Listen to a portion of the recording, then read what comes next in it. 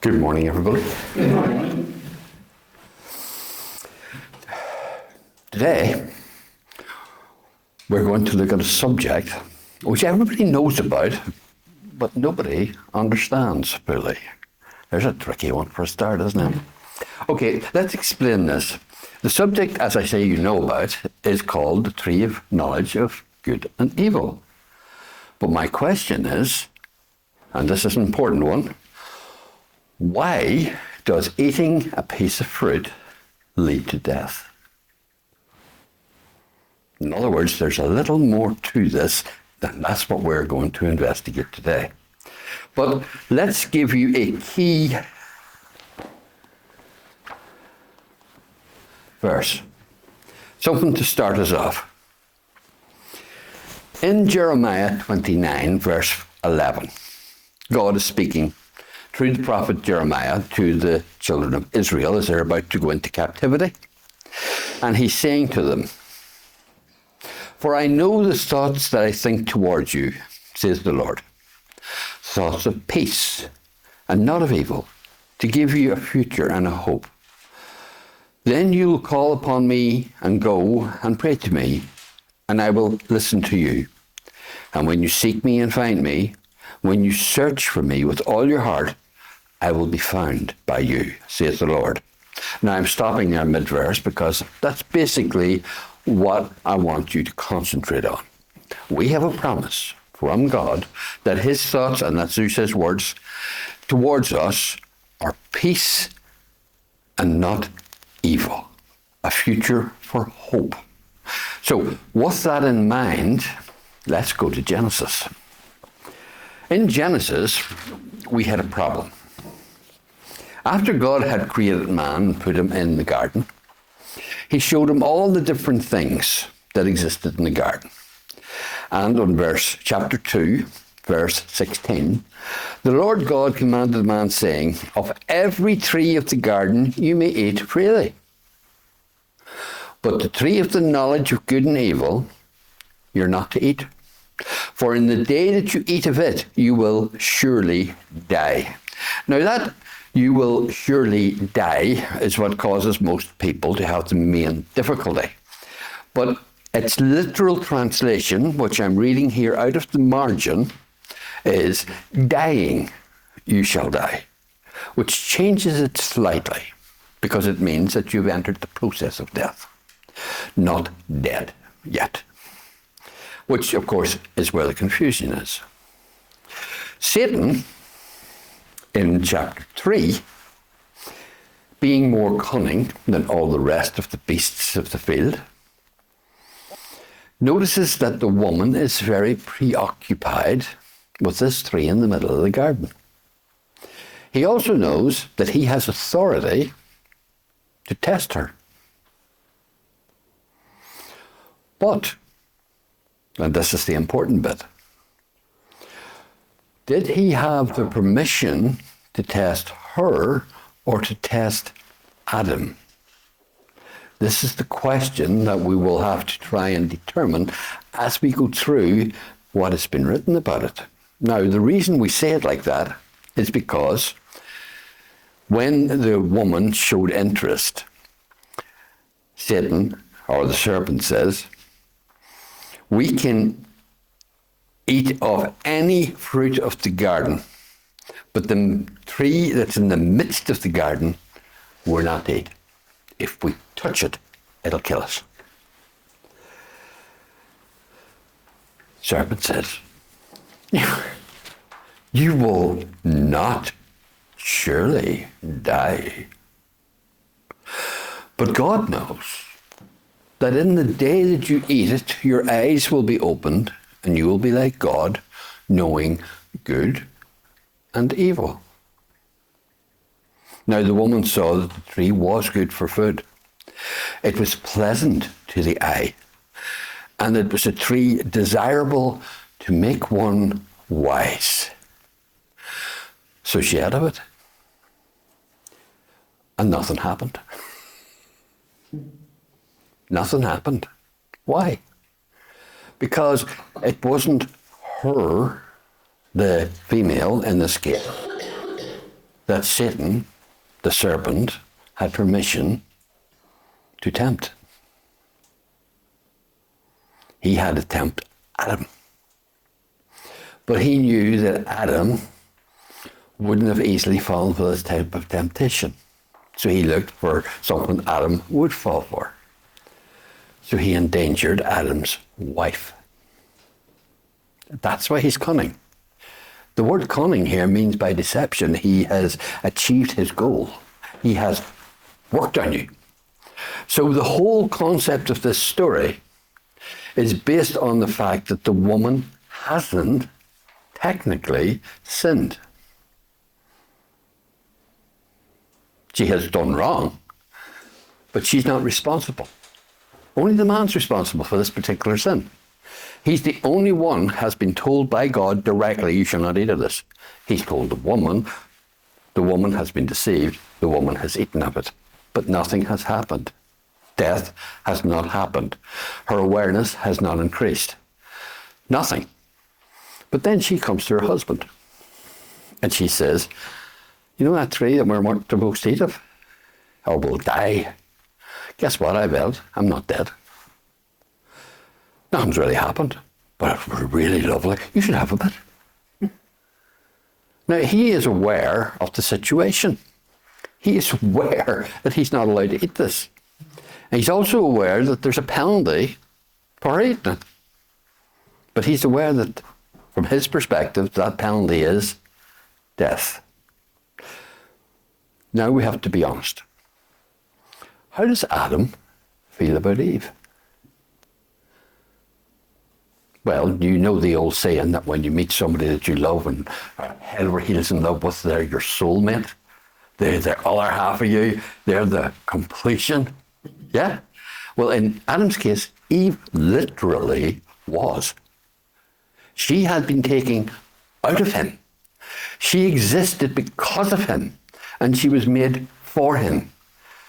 To him, she was the most important thing in God's entire creation. And she was out to die. And he knew that. And he couldn't deal with that. So he listened to his wife. He didn't listen to the serpent. He listened to his wife. And as a result, he sinned. Knowingly, willingly, he transgressed God's command. Therefore, their eyes were opened and they immediately became aware of the transgression committed, both of them. Now, how does Adam reflect to his wife? It was her. You made her. You gave her to me. She made me do it. Who's he blaming? Seriously, who's he blaming for his transgression? It was her. You gave her to me. You, being God, is the one being blamed. It's your fault. So, what's the first thing we notice that this tree of knowledge of good and evil does? It blinds us to the truth. It allows us to see deception and to accept deception. And it creates falsehoods. All of these things. Why?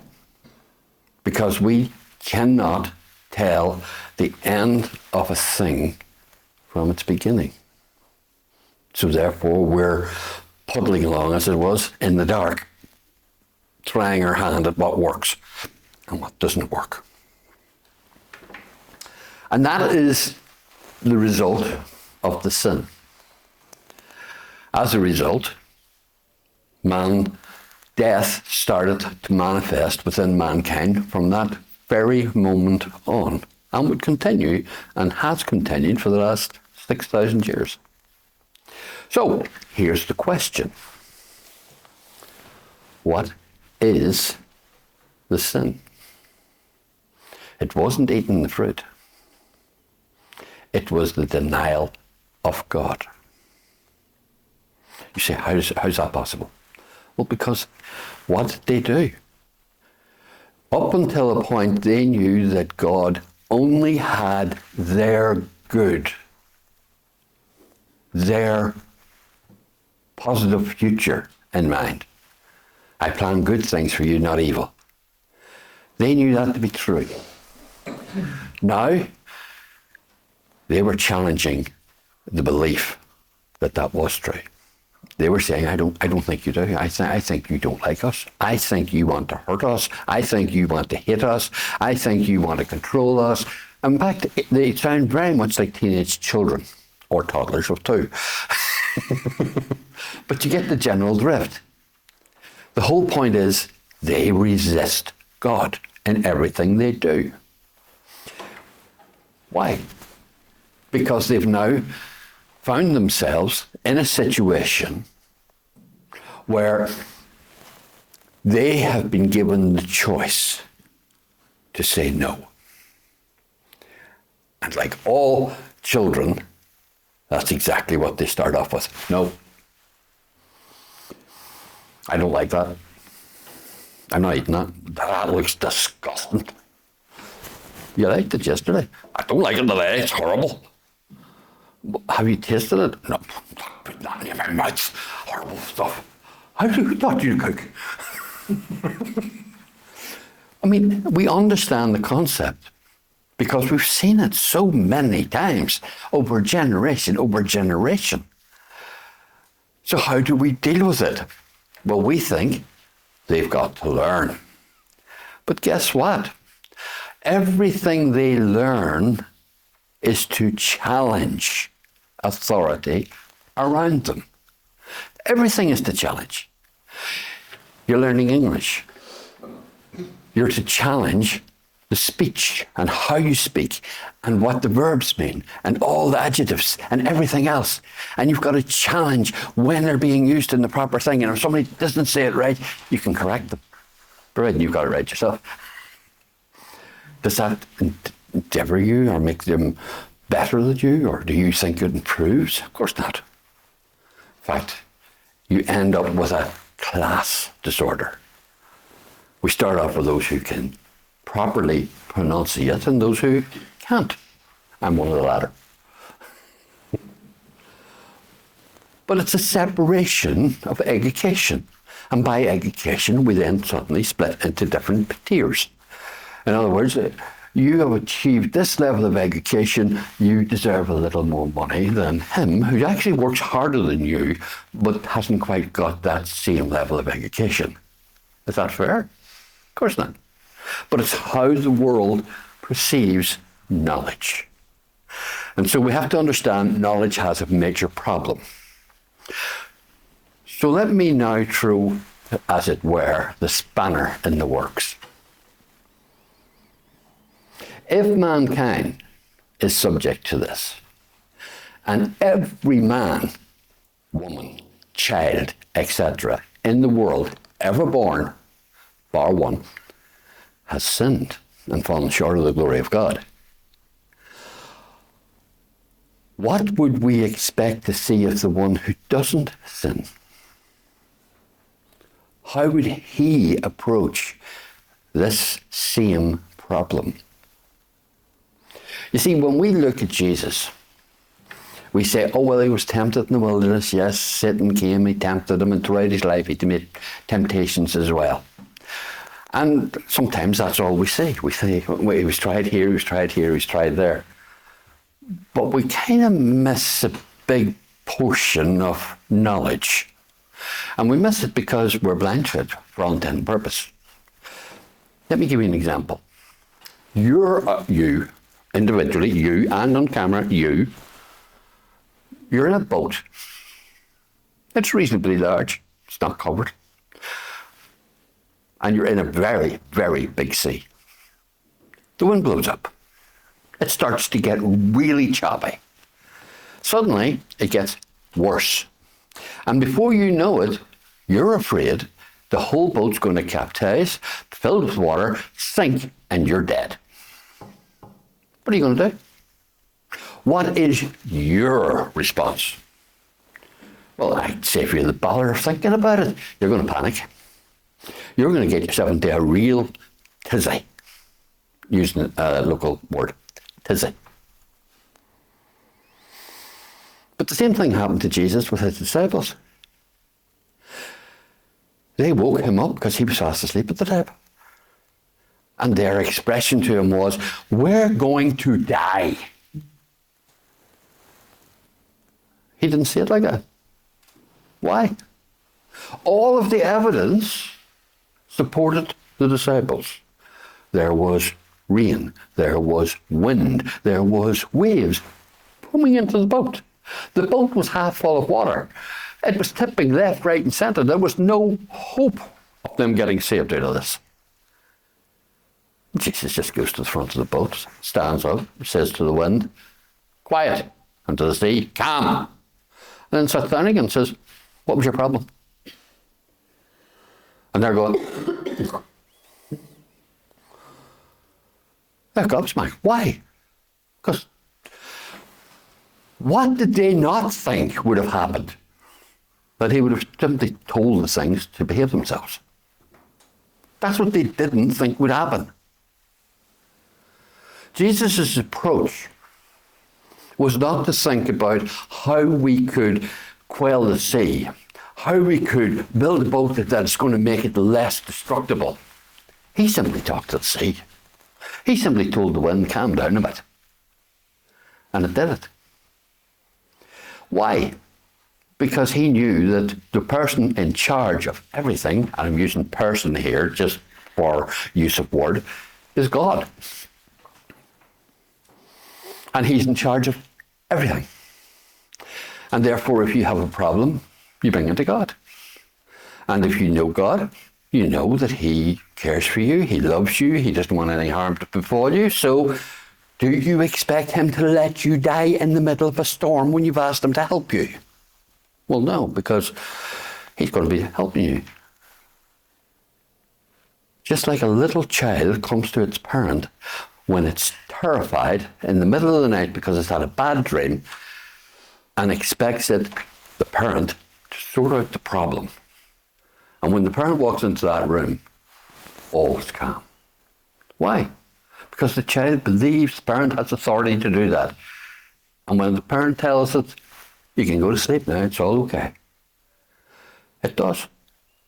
Quite happy and content, accepting that all's well in the world. Daddy or mummy's in charge, from the child's point of view. But you all should know that God's in charge, no matter what you're up against. And that is how Jesus walked his walk through life. Now, we can use many different examples. We saw a hungry mob of people, about 5,000, not counting women and children, and they were starving because they'd been with him for days. And his disciples were getting worried because these people are getting hungry. They're going to get a wee bit out of control. We'll have to do something. Maybe we should send them away to go to the village to get themselves something. Jesus' immediate response is, no, we'll feed them. What do you got? What have you got? And they're going, maybe you missed it, but 5,000, that's the men. Then there's women and there's children. There's a lot of people here. How? How?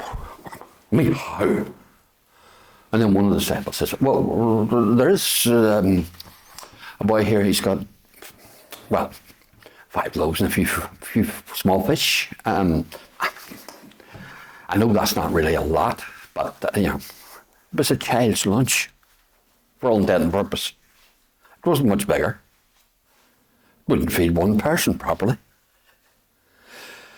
Jesus said, oh, good, that'll do. Bring it here. He said, thank you, Father. Started breaking it and giving it out to them. 12 baskets of leftovers. And that was just the bread.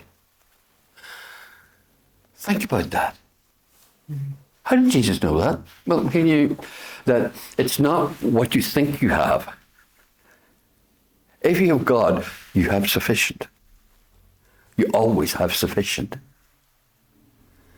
There's an Old Testament story about that as well. A widow of a prophet realised that her husband had made a few bad investments. He had died too young, that was his problem. And his debtors wanted to sell her children into slavery, as you do. So she came to the prophet and she says to him, Elisha, my husband was a good man. He was a prophet of the school of the prophets. But he's dead and I'm in trouble. Can you help? And he said to her, what have you got in your house? In other words, what have you got? What belongs to you? I've got, well, nothing. I mean, apart from a little jar of oil. Oh, that'll do. Go around all your friends, all your neighbours, get as much containers as you get. Everything, every one container you can find. Then you and your children lock yourselves in the house, open your wee jar of oil, and fill every single one of them containers until you run out of containers. It's a small jar of oil. Lots of containers. Okay, start. Last one's getting filled. Bring me another. There is no more. Oh, the oil has just stopped. God is the one who meets our needs. Not our planning, not our provision, not what we think.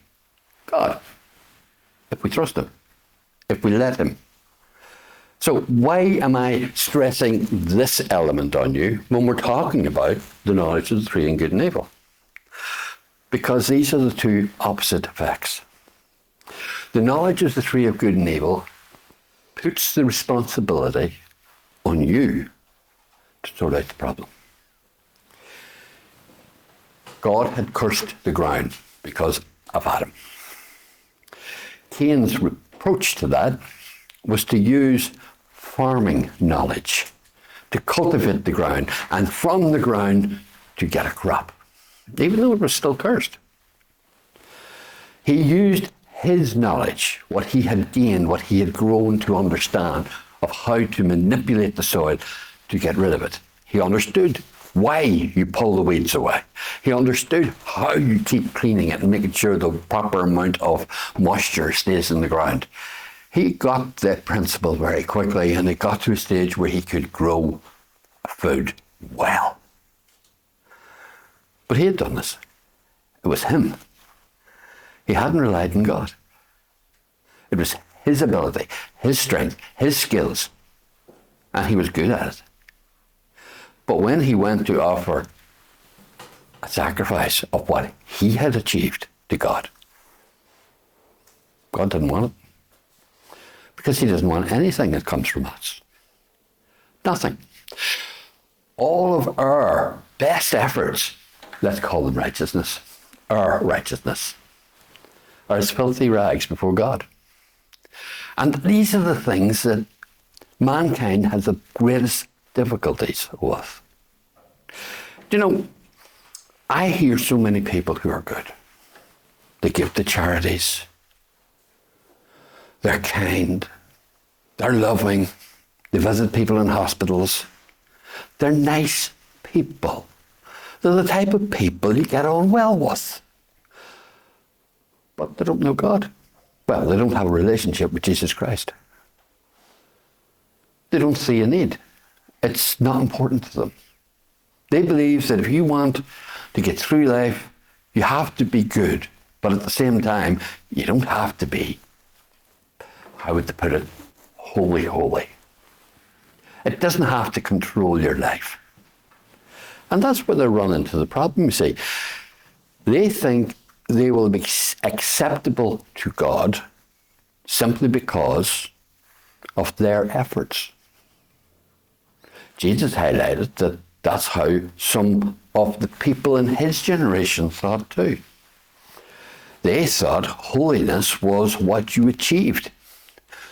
How did you do it? By what you ate, by what you wore, by how you conducted yourself, by being careful not to step on graves, avoiding people who may not be clean, because, that uncleanness can transfer. All of these things. And he said, they thought, by doing this, by being extra righteous, we're guaranteed into the presence of God. But that wasn't the case. And just to highlight the point to them, guess the people who Jesus didn't associate all that much with? Them. He went down and he spent time with the sick, the maimed, the unclean, the sinners, the down and outs, all the people they rejected. Why? Why did his walk take him in a total different direction? And yet he is perfect. He has never sinned. It's because in their mind, in their understanding, righteousness is what we achieve. It's not a gift given to us by God. Just a difference. Okay, let's go to the next question. There was a certain king of Israel. Hezekiah, yeah, it might have been Hezekiah. Or is that? Anyway, 2 Kings. Let's just go to him, 2 Kings.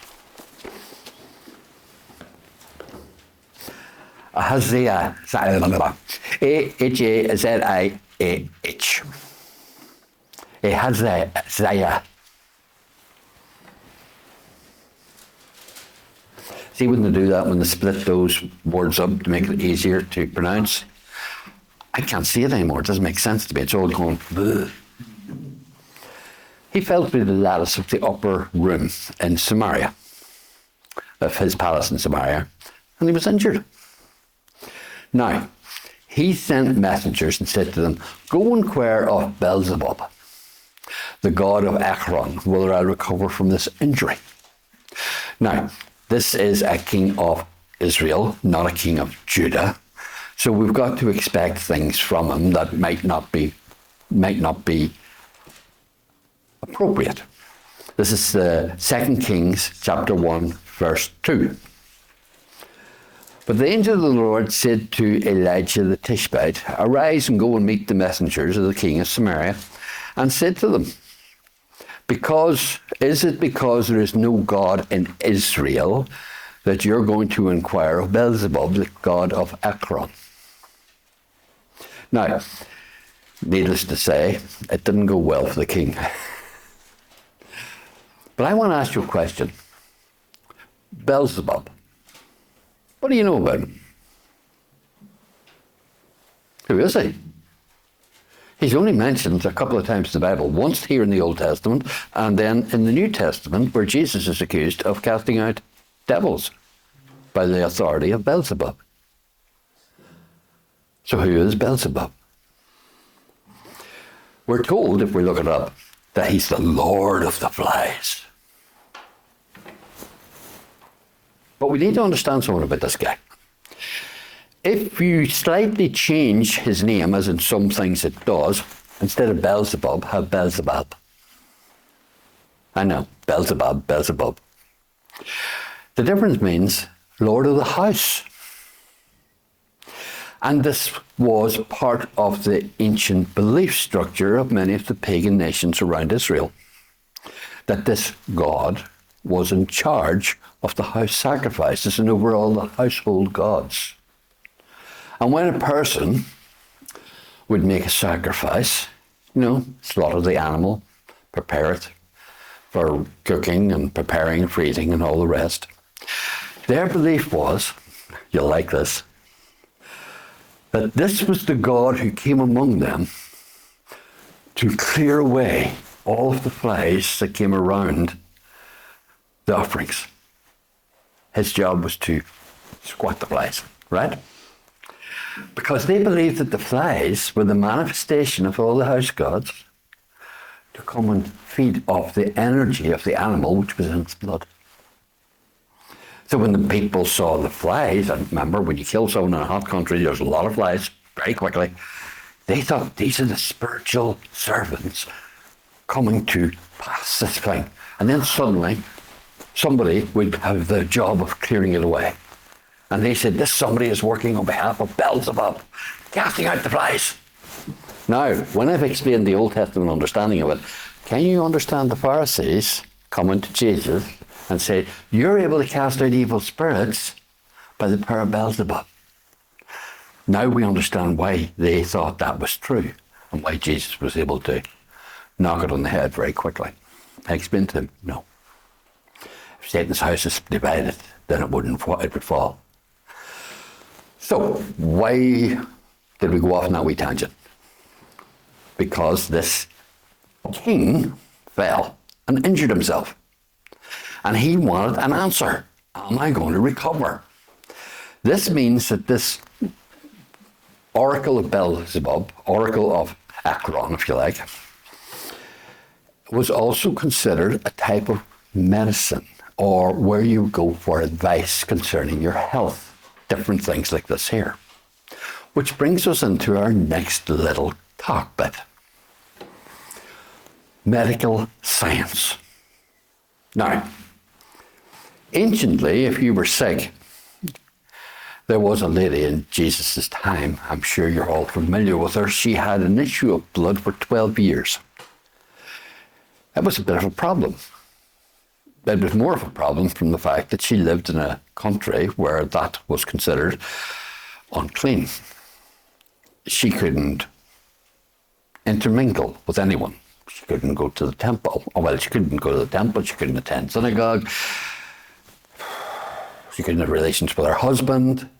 She couldn't look after her children. She couldn't socialize with friends. Wherever she sat down, if she went to somebody's house and sat in it, they'd have to take whatever she was sitting in very carefully and burn it. I know, crazy. You'd have to carry your own chair with you. The reality behind these things of what it means to have this condition was terrifying. And yet she broke all the laws and rules and pushed her way through a crowd to touch the hem of Jesus' garment, because she knew that if she successfully done that, she'd be healed. And Jesus didn't tell her off. Healing is from God. And it comes because it's already been paid for, it's already been set aside for that purpose. You just have to go and take it. And that's what she did. She didn't ask him to heal her. She took it. She knew it was available. If I touch the fringe of his garment, I will be healed. And that simple understanding from her perspective resulted in her healing. Jesus was aware immediately. He said, whoa, somebody touched me. The disciples thought it was hilarious. You're in the middle of a crowd and you say, somebody's touched me. Are you well? Do you not understand? Look around you. You get the idea sometimes they had a wee problem with Jesus. You know, maybe they were a wee bit too close at times. Because he said, no, you don't understand. Somebody has just been healed because they touched me.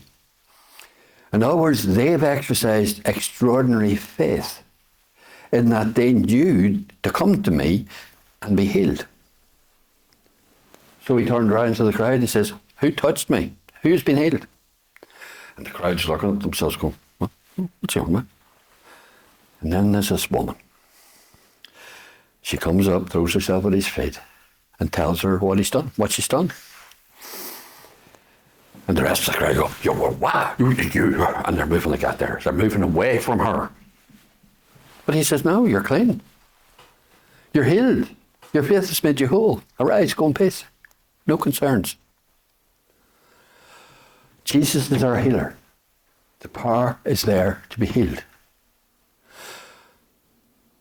But our minds think, I might need a wee tablet for that headache. My stomach's, where's them antacids? We think medicine is what's required. Now, Just to give you an example here, I'm not saying that everyone who takes medicine is doing wrong, because that's not what I'm getting at. All I'm saying is we have a problem, and it applies to all of us, me included, everybody. You trust medicine more than you trust God. That's the problem. Medicine should come second. God should come first. He can heal you with the medicine, but be sure the medicine won't heal you without him. It has no power. Because if he decides, no, I think we'll keep that, you can get rid of it. There was a servant of one of the prophets. He got greedy. He decided that when his master had been offered the opportunity of change of clothes, gold, silver, and all the rest, that he was a fool to say no. He didn't take into consideration that what had actually happened was a gift of God to the man concerned, and that the prophet wasn't getting involved because that had nothing to do with him. It was all to do with God. And this gift that really belonged to God was this man's life in the future, who was now given to him.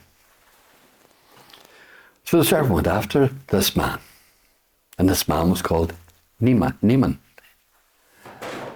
And guess what happened?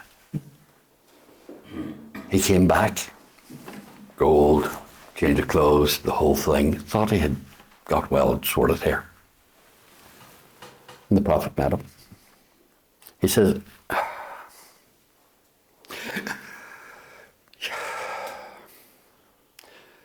nobody has ever been healed of leprosy except that one man. It could have went away completely. Instead, you had to go and buy it back for yourself. So it's now yours. And it'll be yours for eternity.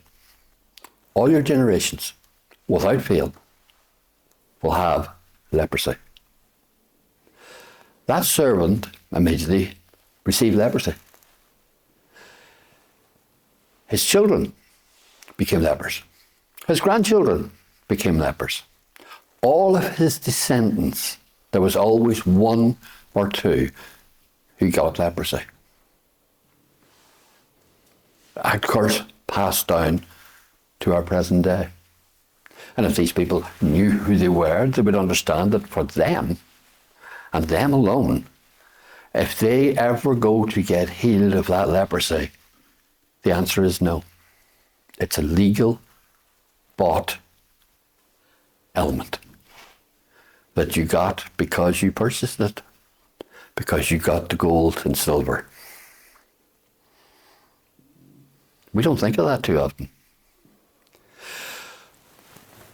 Yet we do know that down generational family bloodlines, certain infections, diseases, and problems go down. Can't be helped. They just happen that way. At least that's the medical profession's aspect. Now, we do hear on other hands that, these could be a result of ancient curses put upon people. But considering that most of these people never actually were subject to God to begin with, that's very unlikely. They are falling under curses, but it's not these type of curses that come from God. And you can be healed of everything and anything. And it's not because necessarily a curse has to be cancelled off your life first. But you've got to believe that God has the power to heal. Only God has the power to heal. Medical science can tell you what's wrong with you, but it can't tell you how to fix it. Though, having said that, over the last 126 years, we have seen something remarkable. Knowledge the world accumulation of knowledge. From as early as far back as you want to go until the 1900s was approximately doubling at the speed of doubling every 100 years. So, gradually it would increase 100 years at a time. From 1900 to 1945, something remarkable happened. It jumped.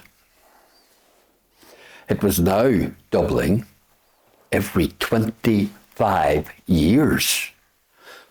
But look what had happened. In that period of time, you had 2 world wars, Industrial Revolution, and all of these medical things. Oh, and one other thing. Evolution had come into the subject. But knowledge had increased almost every 25 years. From 1945 to 1982, sorry, I said 25 years. 1945 to 1982, it had jumped again. It was now every 12 to 13 months. That's some jump. Doubling. From 1982 to our present day, knowledge doubles every 12 hours.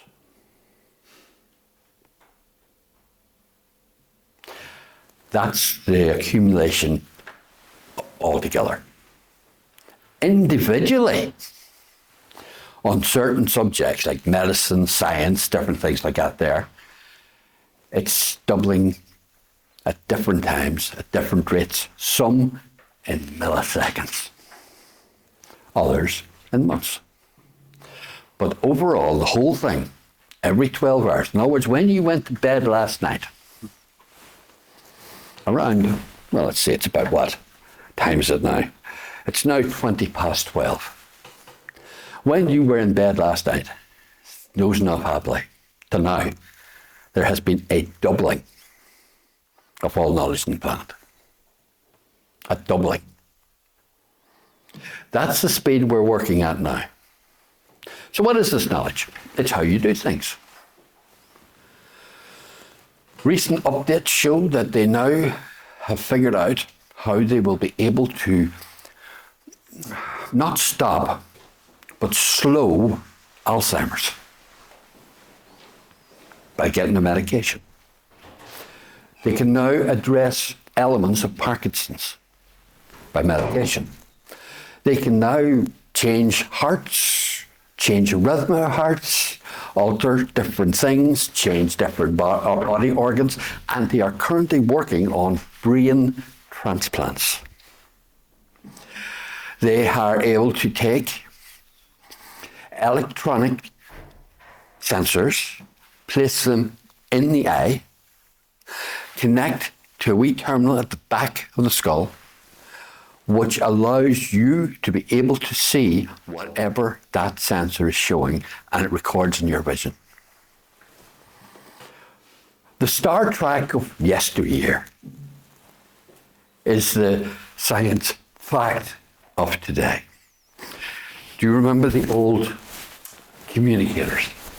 Guess what? I got one. Mine's much better than theirs. Knowledge has increased. Knowledge is moving on. And with this increase in knowledge, people are becoming less and less willing to believe God or believe in God. Their knowledge is killing them because God is life and knowledge is death. That's the scary part. That's what the problem with the tree of life, or tree of knowledge, good and evil was. Knowledge, uncontrolled and without God, is only death. Jesus showed us that when you are working contrary to the knowledge of good and evil, then you're working in the supernatural from our perspective, but the natural from God's perspective. Because we walk in obedience to Him. We walk in belief of Him and in anything and everything He says. So when God tells us that all His thoughts towards us are good for our best interest, and we believe Him, then we believe everything He tells us. If He says He heals, He heals. If He has given us permission to exercise authority over the devils, guess what? We can tell them to go, and they will shift.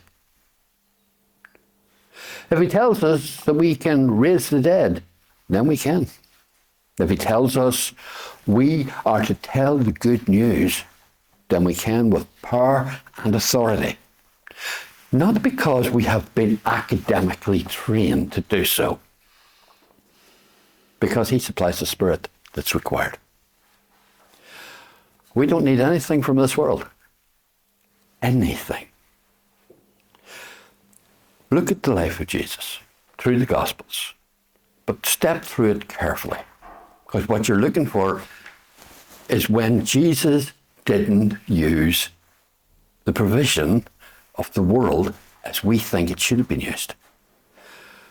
Peter says, of course my master pays the temple tax. Jesus didn't go to people rich around him and says, you better give me a couple of gold coins for this has committed us. No, he says, that's okay. Go to the river, cast a line, catch a fish, open its mouth, you'll find a coin. It's enough for me and you. Where you go? Provision doesn't come from this world. Provision comes from God. Jesus simply told them how to get it. How many times when you're walking through the stories of the New Testament do you not see God provision being showed time and time again? In the Old Testament, the children of Israel were walking from Egypt to the Holy Lands, right? To the Promised Land. Because they refused to go in, He kept them walking around the wilderness for 40 years till that generation died out. He could have done it a lot easier, you know, all he had to do is stop feeding them. But every morning when they woke up, manna was lying on the ground. Food, bread from heaven. God fed them. When they were thirsty, He caused water to come out of a rock. Do you know an interesting thing? Generally speaking, most people think that there was a reservoir under that rock, and that the pressure of the water, just at the right time when Moses gave it that wee tap, caused it to fracture, and the water spewed up over it. That's a load of nonsense. You see, the Israelites knew that that rock started to bleed water, but there was no water at the bottom coming up through it. It was a miraculous source of water. And when He had to do it the second time, and this time He was told not to hit it, He still would have got water. And God gave him the water. But he did it wrong because he hit the rock and he shouldn't have. Then he was to ask. He was to demonstrate. Time and time again, Israel was showing, your provision is God. How many times, ladies, have you bought shoes for yourself over the last 40 years? Israel didn't. Guess why? They never wore it. They never scarfed. They were in perfect condition. They didn't have to buy clothes. Clothes were in good condition. Every need they had was met by God, not the nations around them. They didn't have to go and buy and trade and sort things out. How long will it be before we learn to do the same? Do you know, for the disciples, what made them so powerful in that first generation is they learned they didn't have to worry about a thing. God was providing for them. And they could go on with the job. even to the extent where they said, it's not our job to wait tables. Pick people, we'll anoint them, they can do it. Our job is to do the service of God. And that's our job. So people, when you're actually looking at the tree of knowledge of good and evil, don't get confused and think maybe it was an apple, a pear, or maybe even a fig, or a mango. It was neither and none of these things. It was a thing given to us to understand the importance of putting God first in everything. And remember, very simple rule, you can't get grapes by sowing apple seeds. And when you work that one out, you'll understand what I mean. Thank you.